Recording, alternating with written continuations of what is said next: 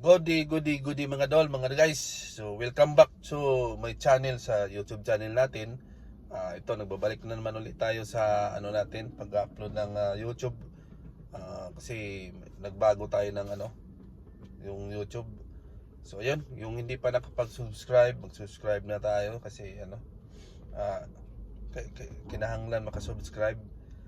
Dol, ito nandito tayo ngayon sa Sampaloc terminal ng Florida. May pick upin lang tayo padulong sa papuntang Alabang, Las Piñas mga dol.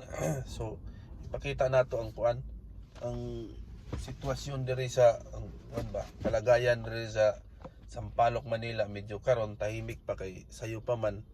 So all right, so dol, ito yung area ng Sampaloc. Malinis pa, hindi pa masyado busy kasi maaga pa, pero maya nito siguro mga alas 7 hanggang alas 8 wala na to, kasi sa bagay wala nang kuan karon, wala nang may pasukan na karon. So medyo na siguro, hindi pa masyado traffic ngayon. So ito yung dito tayo ngayon sa kasalukuyang street na to.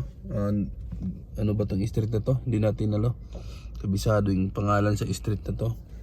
So yan yung likod natin. Yan, papunta yan doon. Yan doon yung mga terminal ng mga may bus terminal dito ng Florida. So yan mga dol, ito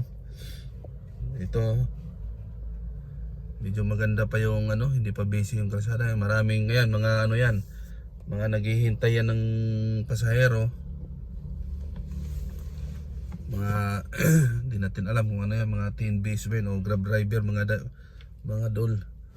So ayun, ang ganda ng panahon dito sa may Sampaloc. Nasa Sampaloc pala tayo ngayon. So ito si Kuya Kuya Rider Move It. So ito may ginagawa dito malapit sa atin, pero hindi pa tapos yan kasi wala na sigurong budget itong building na to. So yun lang mga guys, mga idol, nag-update na naman ulit tayo sa natin, sa video natin mga guys. All right.